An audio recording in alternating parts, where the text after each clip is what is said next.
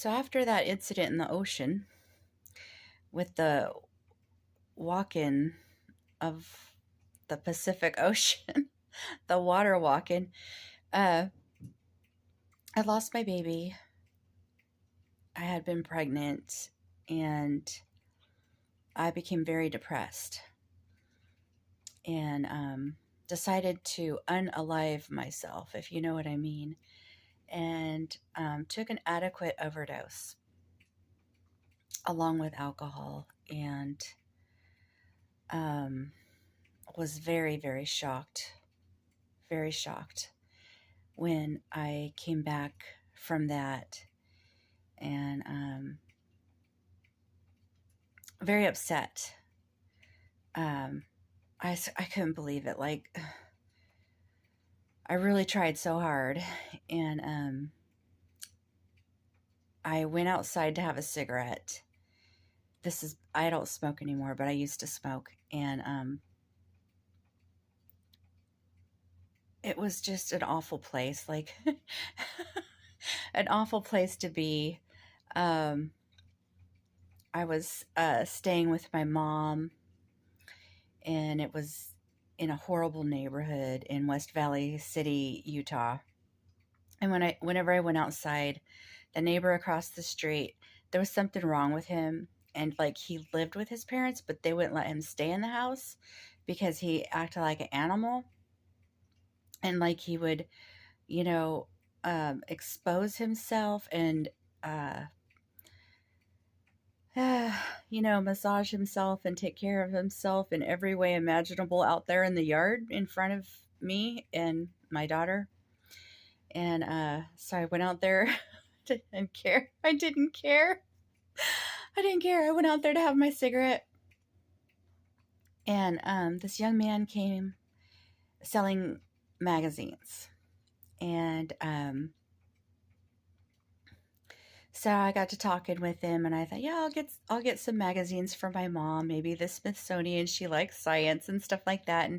And he said he did not take checks. I had to have cash, and I'm like, oh, I'm sorry. And he's like, well, that's okay. Can I pop a squat? Can I sit down here with you on your front porch and just take a break? And I said, sure. You know, have a seat. And we proceeded to smoke a joint that that he had brought. And he began to explain happiness to me. And it's kind of like I went into this altered state with this young man, and I began to wonder if he was like an angel or Yeshua or a master of some kind, because of the things he was saying and how he was talking and how I was feeling. And he was very young, though. He was maybe like 19 years old. Anyways, this just love and peaceful feeling and nirvana kind of feeling lasted for a few days. And on the third day, I came home from work, sat down on the end of my bed, and as I'm sitting there, I felt a force come and kind of push me backwards on my bed. And as I laid back on my bed, I noticed the ceiling above me disappear, and this liquid poured out of the sky. Okay. It looked like like mercury. I can't say that word. Mercury. It looked like liquid mercury. It looked like mercury, and it had rainbows in it, like swirling in it, rainbow colors, and it poured down right into my chest, right into my heart area, and the energy of it was like this. It was like pulsing. It was like pulsing through me like a roaring. And it was so full of love and bliss, but more than that, like I could not contain the amount of joy and pleasure and love and bliss. I had a spontaneous orgasm. Like it exploded. And that, I don't know who or what it is yet. I have been asking about what that was and what that meant, but tonight, my second night of microdosing, am finally understanding that was a walk-in. And these walk-ins happened around near-death experiences and suicide attempts. Uh, Near-death experiences and unaliving events. Okay. So the other one it came after that. I had gotten a bone marrow disease where my uh, bone marrow wouldn't grow red blood cells. And so I became very anemic to the point that I was very sick for 4 years. And I couldn't work, and I was in a lot of pain and had a lot of anxiety, and had to go to an infusion clinic for 4 years to get infusions every month. Anyways, and at the same time, I had hurt my back, and I couldn't work, and I was in pain, and my mother had kicked me out because I couldn't pay anymore, and she was angry that I was smoking marijuana and not taking pain pills, and so kicked me and my daughter out on the street, and I got into a roommate situation, and the other roommates didn't want us there, and they had set this huge snake loose in my room. I think it was a ball python, something like that. It was a huge snake, and they put it in there when I was at work with my little dog, and who was 3 pounds. Okay, so it was awful, and I just didn't know what to do anymore.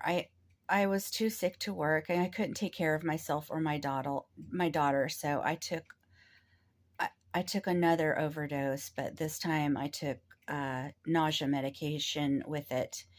And I did this during a snowstorm, during a blizzard. And I went outside on my deck, and I thought, surely one of these things is going to kill me.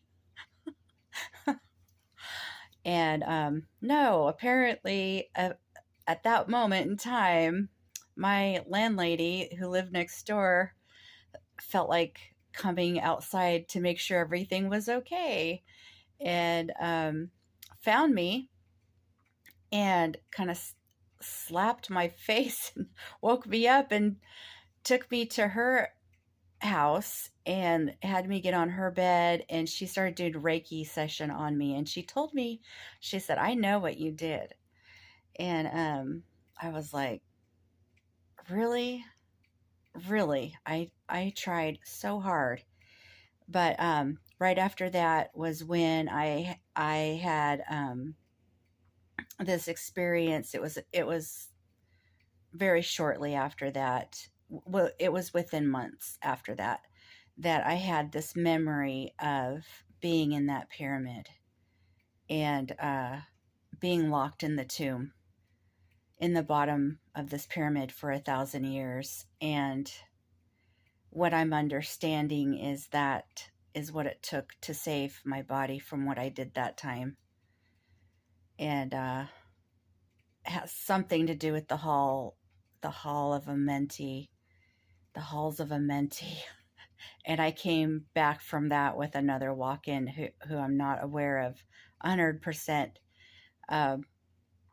And I've never ever thought I had a walk-in. I'm not sure what they are. I've heard other people have them. I'm going to have to do more research on them. I've never heard of anyone having multiple walk-ins, but I am aware of multiple walk-ins, and um, the telepathic communication that they're having with me and have had with me. I just didn't know. I just thought I was having really cool ideas and understanding things, and I didn't realize there's more than just me in here, and it's not like a multiple personality disorder.